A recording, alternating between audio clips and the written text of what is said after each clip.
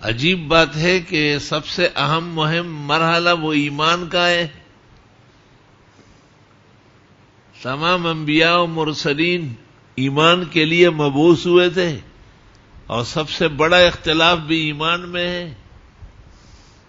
استاد گرامی قدر حضرت بنوری لکھتے ہیں کہ شیطان کا حملہ بھی تو کہوٹا پلانٹ پر ہوتا ہے، خاص ایٹم پر ہوتا ہے.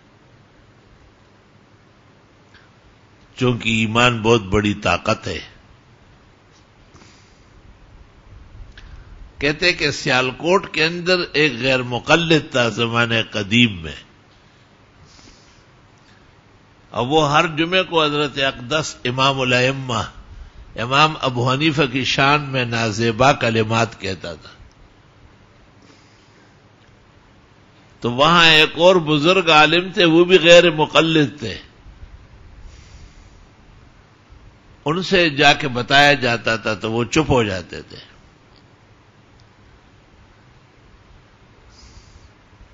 ایک دن اس نے کہا کہ یہ خطیب باز آ جائے، امام صاحب سے فقہی اختلافات ہیں لیکن ان کے تقوی و ایمان میں کوئی اختلاف نہیں ہے. امر مسلم ہے کہ امام سے بہت بڑے صاحب ایمان اور تقوی ہے.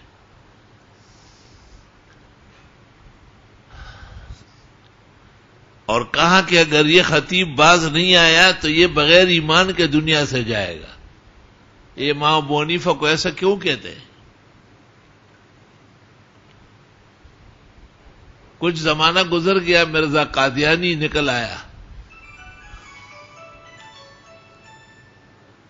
جی ڈاکٹر صاحب السلام علیکم.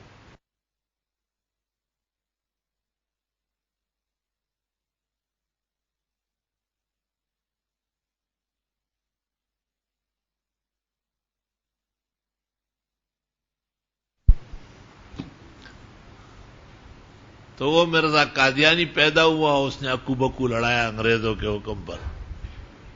تو وہ خطیب بھی ساتھ ہو گیا، اور اس خطیب نے کہا کہ ہم بھی یہ سمجھتے تھے کہ ہمارے نبی خاتم النبیین ہے، لیکن یہ بات کمزور ہے، انبیاء قیامت تک آئیں گے. اور ہم بھی سمجھتے تھے کہ عیسیٰ مسیح زندہ آسمانوں پہ گئے، لیکن یہ مسئلہ ہمارا غلط ہے. عیسیٰ مر چکا ہے اور اس کی قبر سری نگر میں ہے. اور اس دور کے لیے جو اللہ نے سچا رسول بھیجا وہ غلام احمد قادیانی ٹھیزن ہے. تو لوگ خفا ہو گئے بہت زیادہ، اور لوگوں نے جمعہ چھوڑ کے چلے گئے کہ یہ کیا تماشا ہو گئے، تو خطیب کافر ہو گئے. عوام کا ایمان بھی تو کوئی معنی رکھتا ہے. اس کے بعد مار داڑ میں جھگڑے میں اس کا انتقال ہو گیا، اور اس نے وصیت کی کہ میرا جنازہ مرزا ہی پڑھا دے.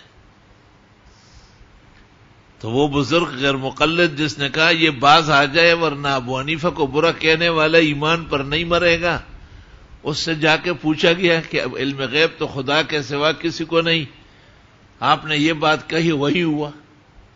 اس نے کہا علم غیب کی بات نہیں ہے.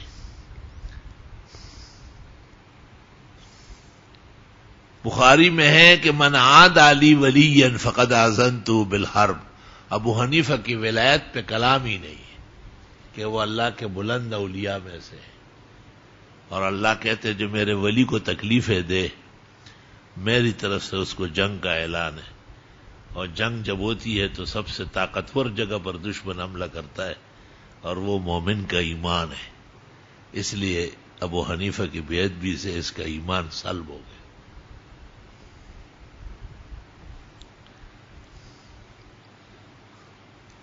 یاد رکھنا کہ اختلافات کو دلیل و برہان تک محدود رکھو، کبھی بھی اس کے اثرات آگے مت بڑھنے دو.